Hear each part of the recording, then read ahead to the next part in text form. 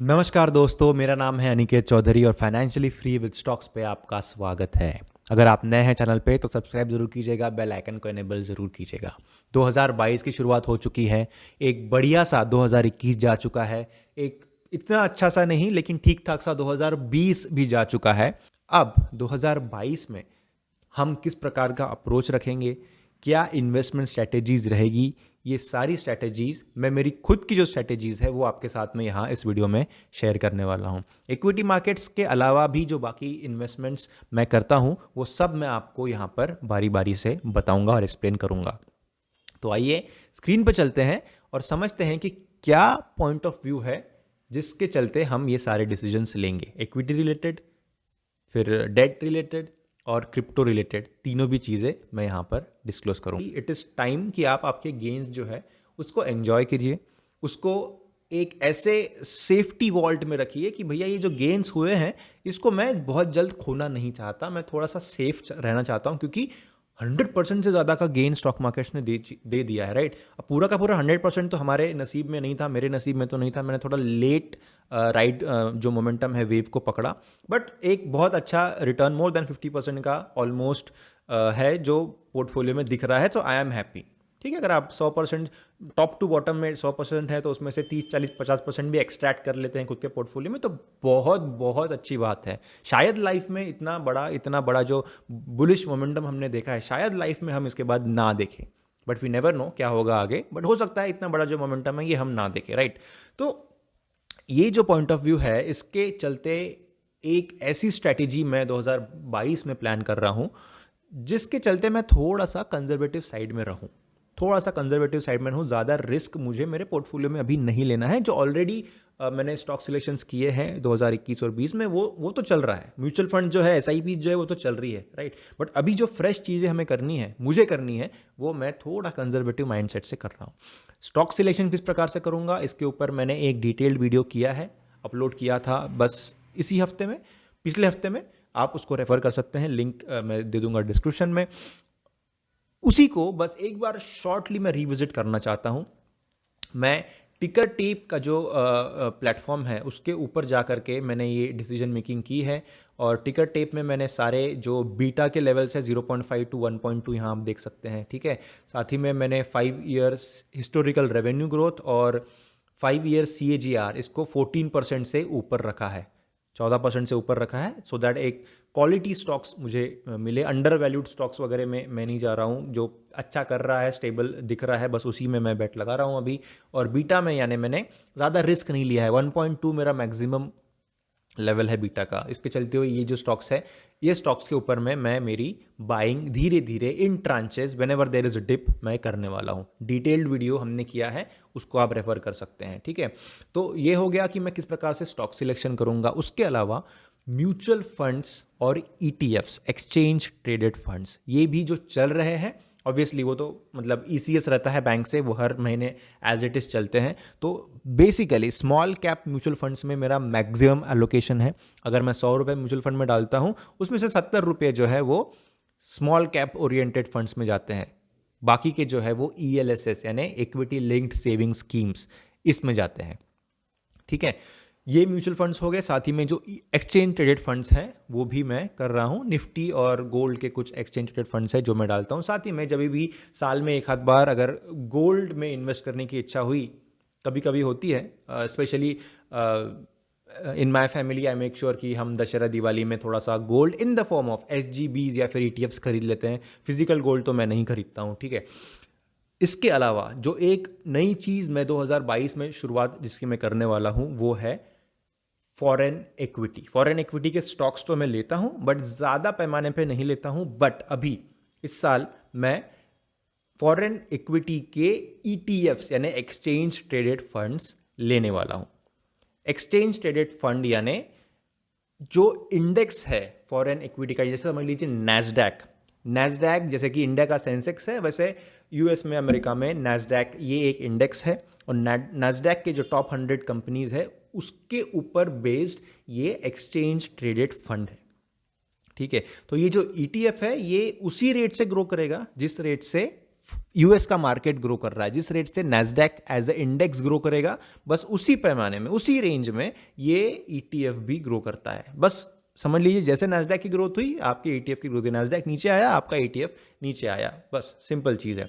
Mutual funds में क्या होता है, थोड़ा वेरिएशन रहता है, हो सकता है कि म्यूचुअल फंड बहुत ज़्यादा गिर जाए, मार्केट अगर थोड़ा गिरा हो या मार्केट थोड़ा सा ऊपर गया हो तो बहुत ज़्यादा हो, क्योंकि स्टॉक सिलेक्शन उसमें डिपेंड करता है, फंड मैनेजर खुद चुनता है। लेकिन ईटीएफ में ऐसा नहीं होता, फंड मैनेजर खुद होके स्टॉक्स चुनता नहीं है, जो नैस्डैक में स्टॉक्स लिस्टेड है बस उसी में डालना है और उसी वेटेज में डालना है, ठीक है। तो इस प्रकार से मैं यूएस मार्केट का एक्सपोजर लूंगा और वहाँ के ईटीएफ्स में खरीदूंगा। ये हम कैसे खरीद सकते हैं, उसके लिए देखिए यहाँ पर, अगर ये मेरा ज़ेरोधा का ट्रेडिंग अकाउंट है, यहाँ पर मैं टाइप करूँगा नैस्डैक। यहाँ मैंने नैस्डैक टाइप कर दिया तो मुझे यहाँ दिख रहा है मोतीलाल ओसवाल का नैस्डैक 100 का ईटीएफ, इसको मैंने यहाँ ऐड कर दिया। मैं इसके यहाँ पर फंडामेंटल्स में जाकर के एक बार उसका नाम पूरा पढ़ लूँगा, तो यहाँ हम देखिए मोतीलाल ओसवाल का ये नैस्डैक 100 ETF है, ठीक है। और ये जो ETF है इसके बारे में अगर हम इंफॉर्मेशन यहाँ पढ़े तो Motilal Oswal most shares ETF objective is to provide returns that closely correspond to the total returns of the securities as represented by the Nasdaq 100 index. Nasdaq 100 index जो है जिस तरीके से परफॉर्म करेगा उसी को करस्पॉन्ड करेगा हमारा ETF भी, ठीक है। तो ये जो ETF है, यहाँ पर आप बी में यानी बाय में जाएंगे और यहाँ पर अगर वैल्यू डालेंगे तो आप ये ETF को परचेज कर लेंगे। मैं खुद यहाँ पर मैंने फंड्स ऐड किए हैं ट्रेडिंग अकाउंट में रिसेंटली, और मैं लगभग 1-1.5 लाख रुपए का ये ETF खरीदने की तैयारी में हूँ।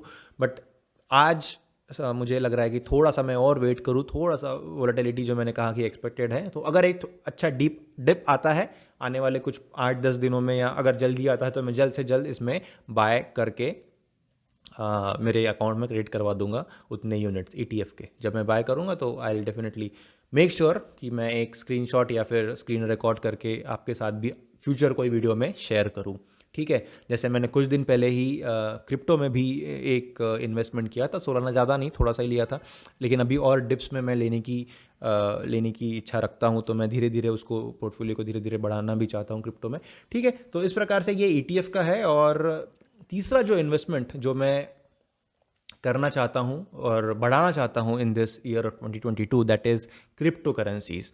क्रिप्टो करेंसीज में बहुत पहले से इन्वेस्टमेंट्स है, बीच में कुछ सेल किया, कुछ बाय किया, बहुत सारी चीज़ें हुई। 2017 से मैं इन्वेस्टमेंट कर रहा हूँ क्रिप्टो करेंसीज में। अभी फिर से कुछ फ्रेश इन्वेस्टमेंट्स प्लान्ड है। मैं ये कोशिश करता हूँ कि हर महीने या जब भी एक अच्छा अमाउंट अगर आता है तो बाकी की जो लाइबिलिटीज़ जो इन्वेस्टमेंट्स है उसको मैं नहीं छेड़ता क्रिप्टो करेंसी के लिए। ऐसा नहीं कि अरे यार इस बार मेरे को क्रिप्टो करेंसी में कुछ अच्छे कॉइन्स लेने हैं तो क्यों ना मैं मेरी SIP को स्टॉप कर दूँ, या मेरे स्टॉक्स को मैं स्टॉप कर दूँ, या मैं मेरा कुछ और स्टॉप कर दूँ और इसी के ऊपर फोकस करूँ। ऐसा मैं कभी नहीं करता। जब पूरी की पूरी चीज़ें हो जाएगी, सारी चीज़ें हो जाएगी, आखिर में जो कुछ पैसे बचेंगे, थोड़े से जो पैसे बचेंगे उसका मैं क्रिप्टो करेंसी लेता हूँ। क्रिप्टो करेंसी कोई रेगुलेटेड चीज़ नहीं है इंडिया में, एक सजेशन नहीं है आपको भी आपने लेना चाहिए, but I am just telling that I invest in crypto currencies. मेरा एक लॉन्ग टर्म व्यू है। मैं ये सोचता हूँ कि ब्लॉकचेन में सारी चीज़ें आ जाएगी धीरे धीरे, जैसे आज हम इतनी सारी टेक्नोलॉजी के एडवांसमेंट्स देखते हैं, वो सारी चीज़ें ब्लॉकचेन पे आएगी फॉर श्योर। तो लॉन्ग टर्म में बेट है कि क्रिप्टो करेंसीज में अच्छा फ़ायदा होगा। अच्छा फ़ायदा ऑब्वियसली हुआ है। जब पहली बार बिटकॉइन लिया था तो करीबन 1.7 लाख का था। 2017 से भी पहले की बात कर रहा हूँ, 2 लाख 2.5 लाख इस रेंज में भी बिटकॉइन खरीदा है। 50 लाख के ऊपर जा कर के आया है। अभी आज जैसे मैं बात कर रहा हूँ 30-32 लाख के ऊपर में एक बिटकॉइन है। तो ऑब्वियसली ग्रोथ तो हुई है, मैंने वो ग्रोथ देखी है। इथीरियम जो है वो 10-15 हज़ार रुपये का खरीदा था सबसे पहली बार जब खरीदा था, अभी 2,40,000 3 लाख के आसपास भी जा चुका है, राइट। तो पूरा का पूरा जो खरीदा था पहले वो अभी भी आज मेरे पास है, ऐसा नहीं है। बीच में कुछ सेल किया, कुछ बाय किया, तो ये सारी चीज़ें जो है ये चलते आ रही है। ज़्यादा बाय और सेल मैं करता नहीं हूँ, बट साल में एक आध बार थोड़ा सा मैं चर्निंग करता हूँ, थोड़ा सा आइडेंटिफाई करता हूँ कहाँ कुछ हो सकता है, या सेल करता हूँ। अगर खर्चे करने हैं तो मैं एक्सपेंडिचर के लिए भी कभी कभी सेल कर देता हूँ बिटकॉइंस। और तो अभी 2022 में मैं फ्रीक्वेंट बाइंग करते रहूँगा SIP फॉर्मेट में। SIP यानी फ्रीक्वेंट इन्वेस्टमेंट, हर महीने में या 15 दिन में जब भी कुछ पैसा बच जाता है जो किसी काम का नहीं है, सब चीज़ें होने के बाद में वो मैं यहाँ पर डालने की कोशिश करूँगा। और वही मैंने बस कुछ दिन पहले ही सोलाना खरीदा था। सोलाना जो कॉइन है इसके ऊपर मैंने 50,000 के यूनिट्स खरीदे, और मैं अभी इस कॉइन को और ज़्यादा खरीदूंगा। 3-4 कॉइन्स या 5 कॉइन्स में ही मैं डीलिंग करता हूँ। एक तो है बिटकॉइन, इथीरियम काफ़ी एक डिसेंट अमाउंट ऑफ इथीरियम है मेरे पोर्टफोलियो में। अभी मैं नया इथीरियम नहीं खरीदने वाला, बट स्टिल अगर लगता है कि वैल्यू बहुत ज़्यादा गिर रही है तो मैं थोड़ा सा खरीद सकता हूँ। बट बिटकॉइन और सोलाना, कार्डानो, पॉलीगॉन, ये जो कॉइन्स है इसके ऊपर मेरे साथ ही में पोल्का डॉट, ये कुछ कॉइन्स है जो मैं इस साल बाय करूँगा धीरे धीरे, जैसे जैसे पैसे मिलेंगे थोड़े थोड़े पैसों में करूँगा, ज़्यादा नहीं। और वही मैंने पिछले वीडियो में भी आपको दिखाया कि मैंने 50,000 का सोलाना कैसे ख़रीदा था और किस प्रकार से आप खरीद सकते हैं। ये है सारे इन्वेस्टमेंट जो 2022 में मैं करने मतलब मेरा प्लान है। साथ ही में मैं बाकी कोई डेट इंस्ट्रूमेंट्स में इन्वेस्ट नहीं करता हूँ, ना ही पीपीएफ में करता हूँ, ना ही एफडीज़ में करता हूँ, कोई चीज़ों में नहीं करता हूँ। सोवरेन गोल्ड बॉन्ड जो है एसजीबीज़, वो मैं खरीदता हूँ साल में एक बार, बट उसमें मैं बहुत ज़्यादा इन्वेस्ट नहीं करता हूँ, ठीक है। बस एक थोड़ा सा ओरिएंटेशन रहना चाहिए गोल्ड की तरफ, इसलिए मैं वो लेता हूँ। बट मैक्सिमम जो है वो म्यूचुअल फंड, एसआईपीज़ और इक्विटी स्टॉक्स में ही जाता है। और इसके अलावा मैं 50,000 रुपये साल के एनपीएस में डालता हूँ, क्योंकि एनपीएस में एक डेट प्लस इक्विटी, थोड़ा सा कम इक्विटी और ज़्यादा डेट वाला एक इंस्ट्रूमेंट है। और एनपीएस में एक टैक्स डिडक्शन भी मिलता है। You can reduce your taxable income by 50,000, up to 50,000 आप बेनिफिट ले सकते हैं इनकम टैक्स एक्ट के मुताबिक, राइट। सो इसीलिए मैं 50,000 रुपीज़ एनपीएस में भी इन्वेस्ट करता हूँ हर साल, to take the tax benefit as well as एक अच्छा इन्वेस्टमेंट है। थोड़ा सा इक्विटी रहता है, मैक्सिमम डेट रहता है, 10.5 11% के आसपास आपको दे देगा लॉन्ग टर्म में। तो ये है सारी प्लानिंग 2022 में किस प्रकार से हम इन्वेस्ट कर सकते हैं। पहला है इक्विटी, म्यूचुअल फंड्स। अगर आपको कोई भी इनपुट चाहिए, पर्सनलाइज्ड व्यू चाहिए पर्सनल फाइनेंसेस को मैनेज करने के लिए या म्यूचुअल फंड स्टॉक्स सिलेक्शंस के लिए, तो मेरा व्हाट्सएप नंबर और ईमेल आईडी दोनों भी दिया हुआ है डिस्क्रिप्शन में, आप मुझे रीच आउट कर सकते हैं, व्हाट्सएप पे मैसेज कर सकते हैं, and I will be happy to help you. साथ ही में क्रिप्टो रिलेटेड या बाकी पर्सनल फाइनेंस का कोई भी चीज़, कोई भी डाउट आपको हो, आपको हेल्प चाहिए तो आप कॉन्टैक्ट ज़रूर